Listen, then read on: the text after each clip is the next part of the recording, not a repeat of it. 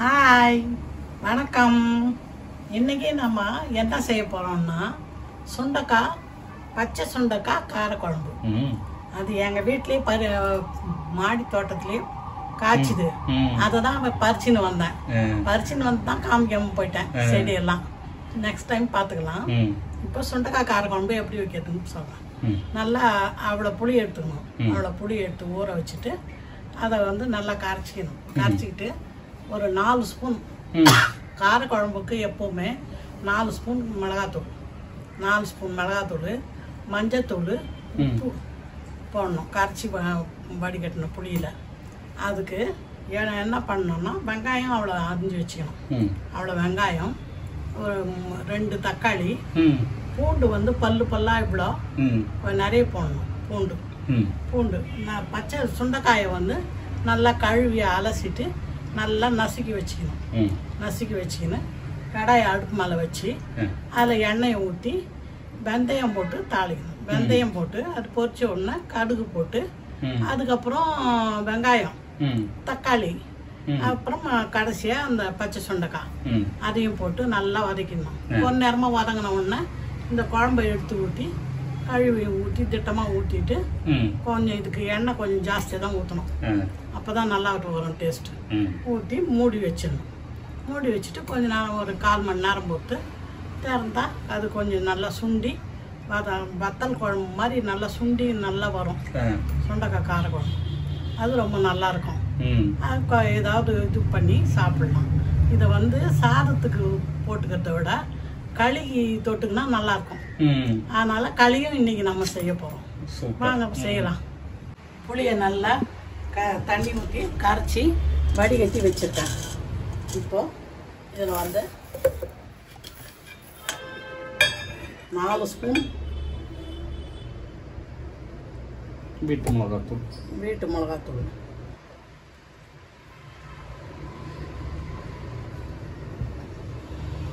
அப்படி டேஸ்ட் பாருங்க.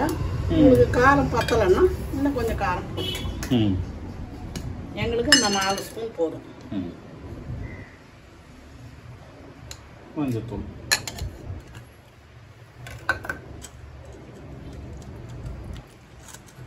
போட்டு நல்லா கரைச்சி வச்சுக்கணும்.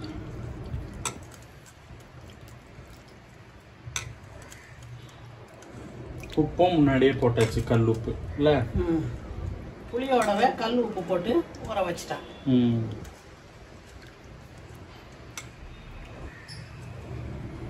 இப்போ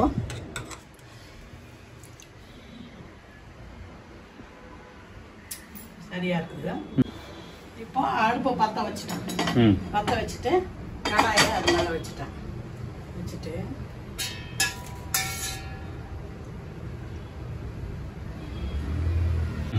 எண்ணெய் ஊற்றுறேன்.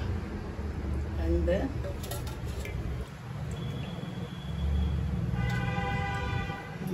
4 கரண்டி கிட்ட விட்டேன்.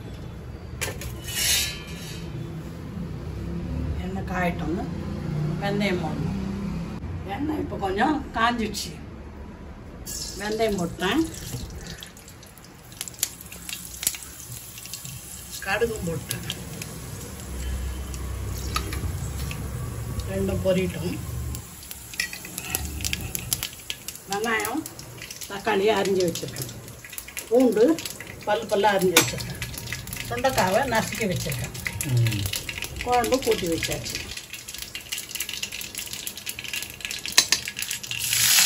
வெங்காயத்தை போட்டு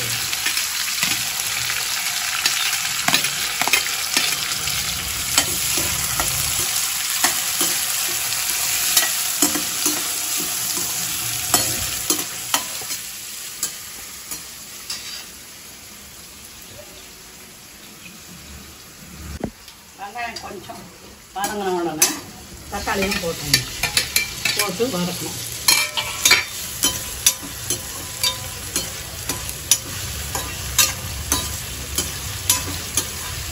கொஞ்சம் வதங்கின உடனே பூண்டு போட்டுருவேன். நிறைய பூண்டு போடணும். குழம்புல நடுவில் பூண்டு வந்தால் தான் நல்லா டேஸ்ட்டாக இருக்கும்.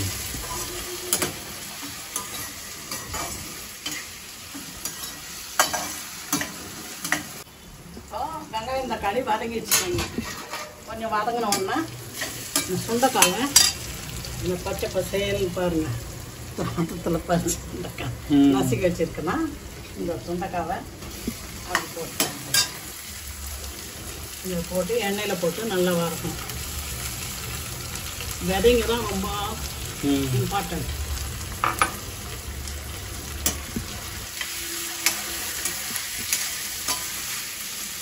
நிறைய பேர் நசுக்கினதுக்கு அப்புறமா அதை கழுவிடுறாங்க, விதையெல்லாம் வச்சுட்டு போடுறாங்க. நசுக்கின அப்புறம் இதெல்லாம் நல்லது கிடையாது. அந்த சொந்தக்காயில் விதை தான் முக்கியம் நம்ம உடம்புக்கு.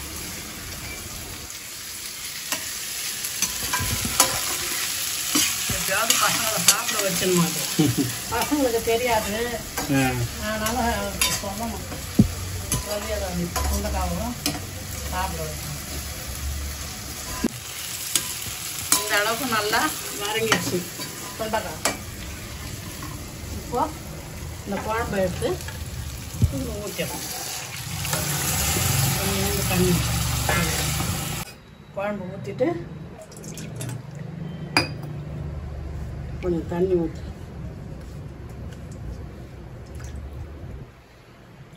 குழம்பு ஊற்றிட்டு நல்லா கலக்கி கொத்தமல்லி கருவேப்பிலை இதை ஊற்றிட்டு இதை நல்லா அந்த பாத்திரத்தை கழுவி ஊற்றி நல்லா மூடிட்டு இதை நல்லா கொச்சி வேகும். வெந்து சுண்டிடணும். சுண்டிட்ட உடனே சுண்டைக்காய் கார குழம்பு ரெடி. இப்போ நம்ம களிக்கு வேலையை ஆரம்பிப்போம். இதை வந்து சாதத்தோட சாப்பிட்டா அவ்வளோ நல்லா இருக்காது, அதனால களி கிண்டிடலாம். இப்போ களி கிண்டி அதை களியை வச்சு சாப்பிட்றலாம். சரி வாங்க களி கிண்டலாம். இப்போ நம்ம களி கிளற போகிறோம். ஒரு பாத்திரத்தில், அகலமான பாத்திரத்தில் தண்ணி வச்சுருக்கேன். அடுப்பில் தண்ணி வச்சுட்டு ஆழாக்கு நொய் எடுத்து கழுவி வச்சுருக்கேன். இதை இந்த தண்ணியில் போட்டு வேக வைக்கணும்.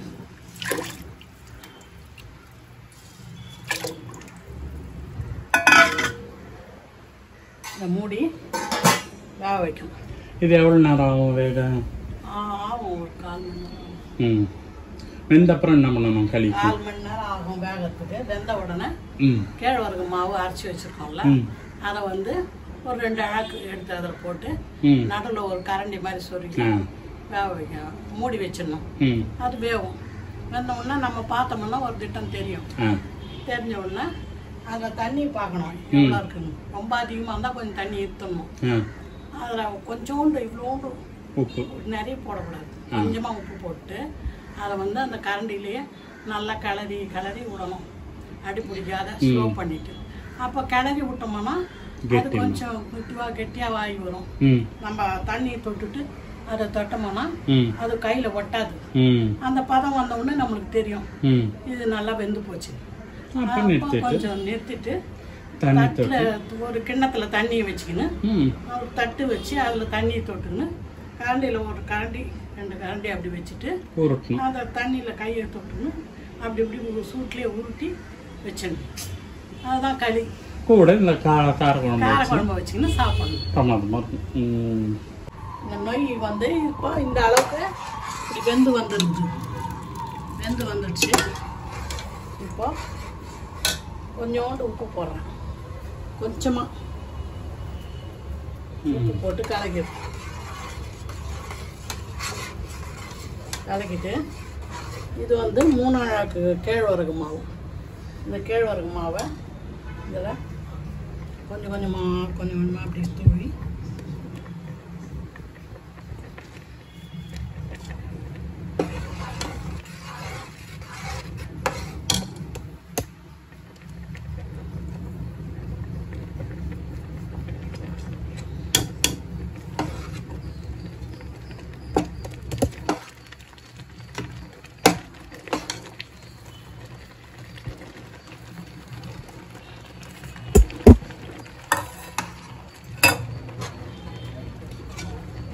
போட்டுட்டு இதை போட்டு இப்படி கிளறி அடுப்பை வந்து ஸ்லோ பண்ணிக்கணும். ஸ்லோ பண்ணிக்கணும். இதை வேக விடணும். அந்த நொய் வெந்த உடனே இந்த கேழ்வரகு மாவை அப்படியே உதிரி உதிரியா தூவிட்டு நல்லா கிளறணும். கிளறி கொஞ்ச நேரம் அதுலயே வச்சு மூடிடணும். மூடி அது வேக விட்டுடணும். வேக விட்ட உடனே இந்த மாதிரி கலர்ல வரும். வந்த உடனே இது நல்லா வெந்துடுச்சா அப்படின்னு இல்லை வேகலைன்னா வயிறு கட்டிடும். அதனால நல்லா கொஞ்ச நேரம் வேக விட்டுட்டு தண்ணியை ஒரு பாத்திரத்துல தொட்டுக்கணும். இப்படி தொட்டோம்னா கையில ஒட்டாது. அப்ப இது நல்லா வெந்துடுச்சுன்னு அர்த்தம். இப்ப இது ரெடி. தட்டு எடுத்துக்கணும். அதில் தண்ணியை தொட்டு நல்லா தொடச்சிக்கணும். இந்த தண்ணியை பக்கத்தில் வச்சுக்கணும். வச்சுக்கின்னு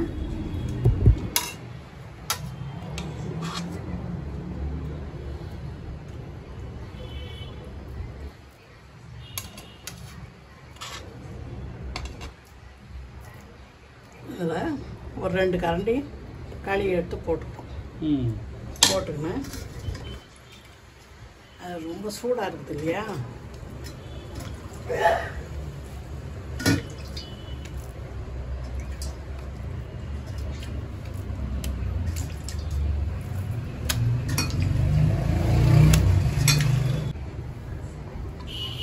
அதை எடுத்து வச்சுக்கணும். அதே மாதிரி இன்றைக்கி ஊற்றிக்கணும். இப்போ களியை ஊட்டி வச்சுட்டேன். பருப்பு கீரை கூட்டு பண்ணோம். அது கொஞ்சம் வைக்கிறேன். இந்த கீரையும் எங்கள் வீட்டில் மாடியில் விளைஞ்சது தான். இந்த பருப்பு கீரையும் விளைஞ்சது. சுண்டக்காவும் இப்போ சுண்டக்காய் காரக்குழம்பு எவ்வளோ சூப்பராக வந்துடுச்சு பாருங்க. கெட்டியமா இது தொட்டு சாப்பிட்டா அவ்வளோ நல்லாயிருக்கும். பாருங்க எவ்வளோ சூப்பராக ரெடி ஆயிடுச்சு. களி, காரக்குழம்பு, பருப்பு கூட்டு. சாப்பிடுங்க, உங்களுக்கும் ரொம்ப பிடிக்கும். இதை சாப்பிட்டு பார்த்துங்க, உங்களுக்கு கண்டிப்பாக பிடிக்கும். இது பிடிச்சிருந்து நீங்கள் பிரீசி லெமனேட்டுக்கு லைக் பண்ணுங்க, ஷேர் பண்ணுங்க, சப்ஸ்கிரைப் பண்ணுங்க. அடுத்த வீடியோவில் நம்ம சந்திக்கலாம் இன்னொரு ரெசிபியோட. பாய்.